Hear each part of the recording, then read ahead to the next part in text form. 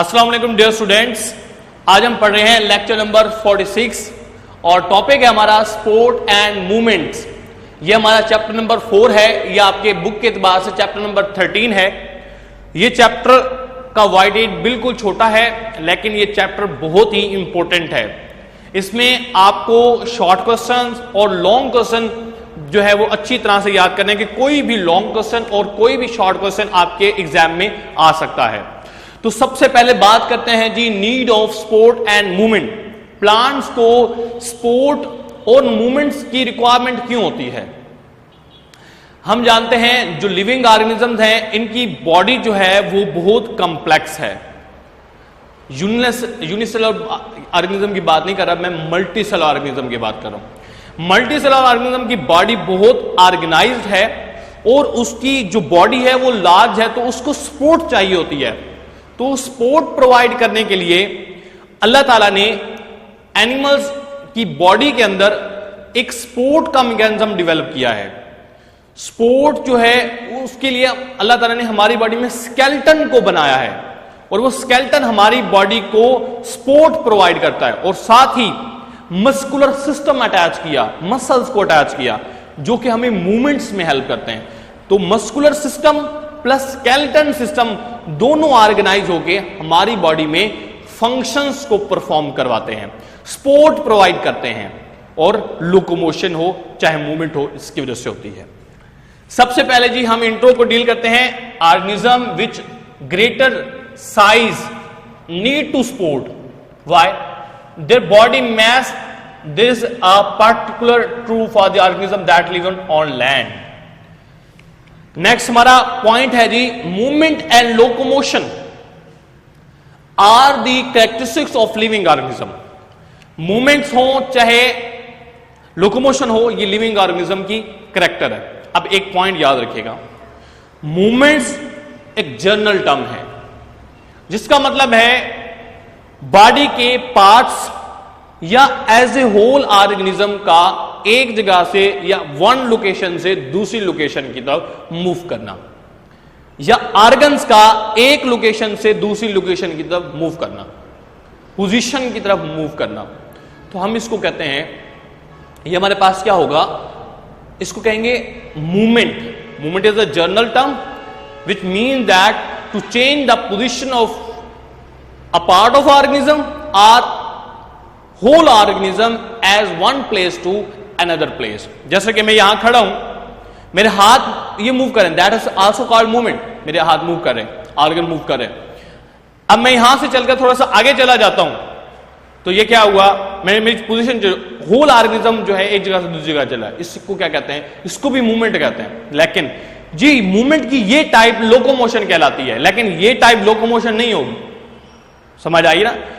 तो ऑर्गेनिज्म का एक जगह से दूसरी जगह कंप्लीटली चले जाना, that is called locomotion.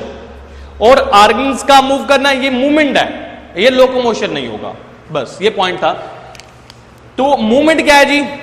Movement is the general term meaning that act to changing place position by entire body और by its parts. That there are two types of movement, movements of the body parts and locomotion.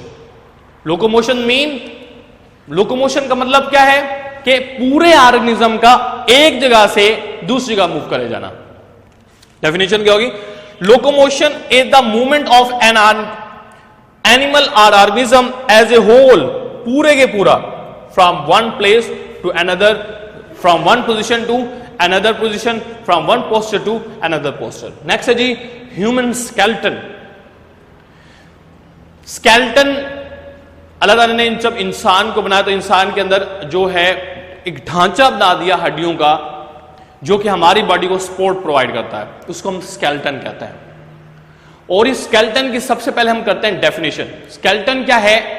पूरी body में एक network है, framework है bones का, जो हमारी body को सपोर्ट प्रोवाइड कर रहा है, हमारी बॉडी को मूवमेंट प्रोवाइड कर रहा है, हमारी बॉडी के इंटरनल बॉडी पार्ट्स की यानी टिश्यू ऑर्गन्स को प्रोटेक्ट कर रहे हैं। इसको हम नाम देते हैं।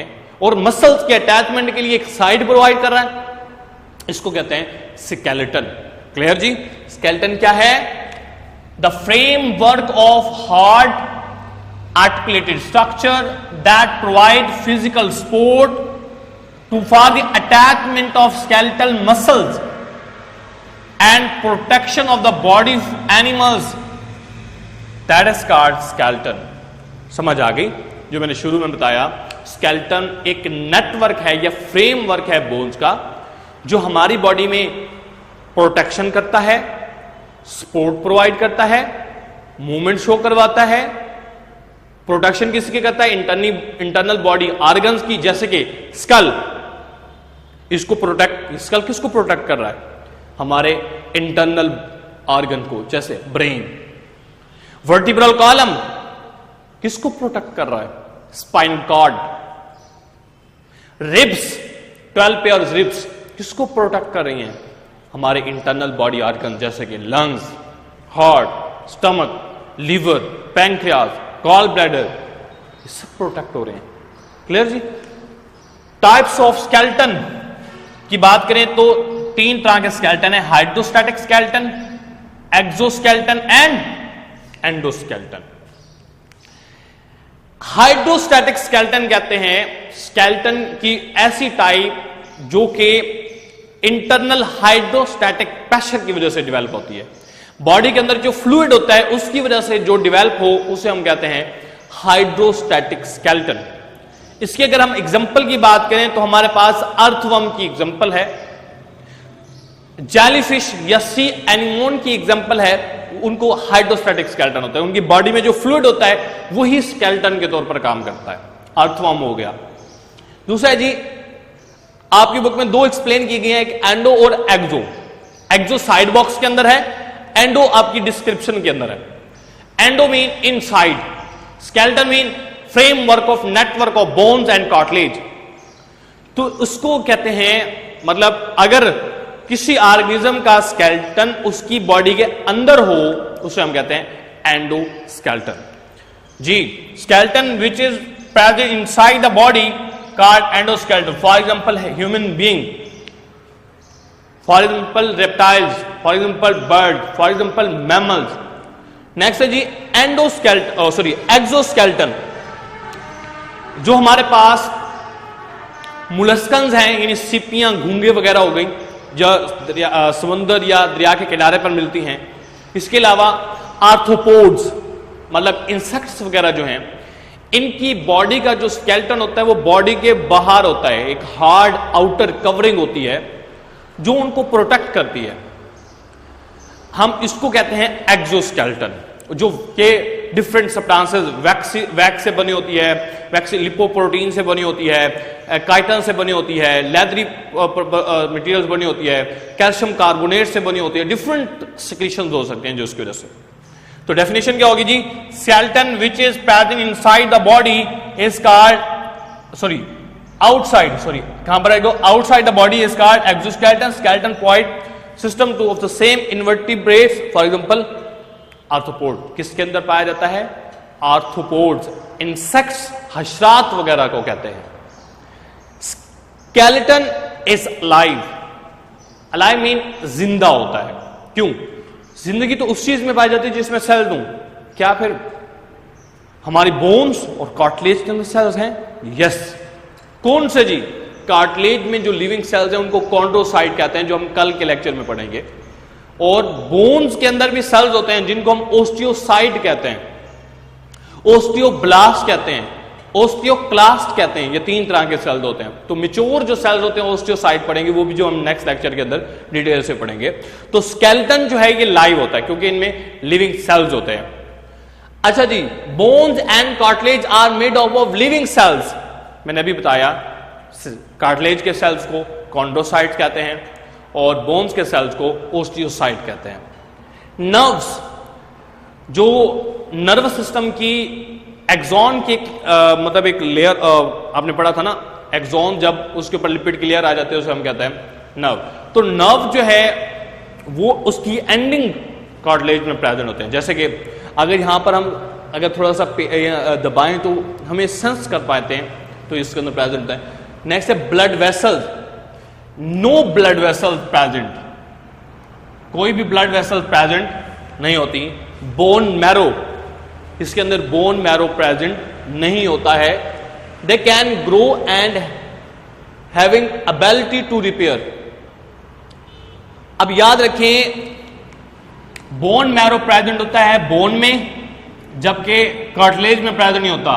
नर्व्स प्रेजेंट होती हैं बोन में, जबकि कार्टिलेज में प्रेजेंट नहीं। ब्लड वेसल प्रेजेंट होती हैं बोन में, जबकि कार्टिलेज में प्रेजेंट नहीं। लिविंग सेल्स कार्टिलेज में प्रेजेंट होते हैं कॉन्ड्रोसाइट, बोन में प्रेजेंट होते हैं osteocyte, osteoblast, osteoclast. They can repair and having ability to repair. Skeleton के पास अल्लाह ताला ने ये एबिलिटी दी है कि वो रिपेयर भी हो सकता है और ग्रो भी कर सकता है। जैसे छोटा बच्चा पैदा होता है, जब बड़ा होता जाता है तो उसकी बोन जो है वो साइज में बड़ी होती जाती है। नेक्स्ट है role of skeleton system. Skeleton system का रोल क्या है, ये शॉर्ट क्वेश्चन में इंपॉर्टेंट है।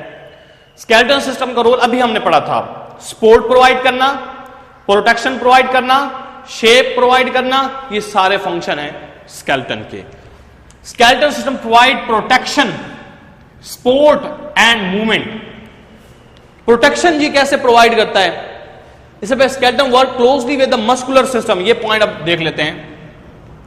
स्केलेटन जो है ये हमारे मसल्स के साथ अटैच होता है और मसल्स को कहते हैं skeletal muscle. Protect the internal body organs.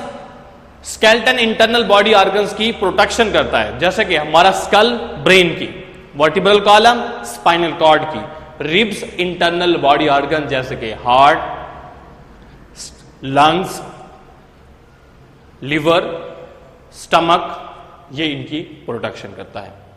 Next है जी, skull protect the brain, vertebral column protect the spinal cord, ribs protect the most of our body organs. Vertebral column provide the main support to the body organ, यानी body organs को जो support provide करते हैं वो basically क्या है, हमारा vertebral column है। इसके अलावा हमारी बोन्स हैं। तो ये फ्रेमवर्क जो है ये हमारी बॉडी को, स्केलेटन को, हमारी बॉडी को प्रोटेक्शन भी देता है, शेप भी प्रोवाइड करता है, मूवमेंट भी प्रोवाइड करता है और इसके साथ साथ लोकोमोशन के अंदर भी हेल्प करता है। तो यहां पर हमारा लेक्चर एंड होता है।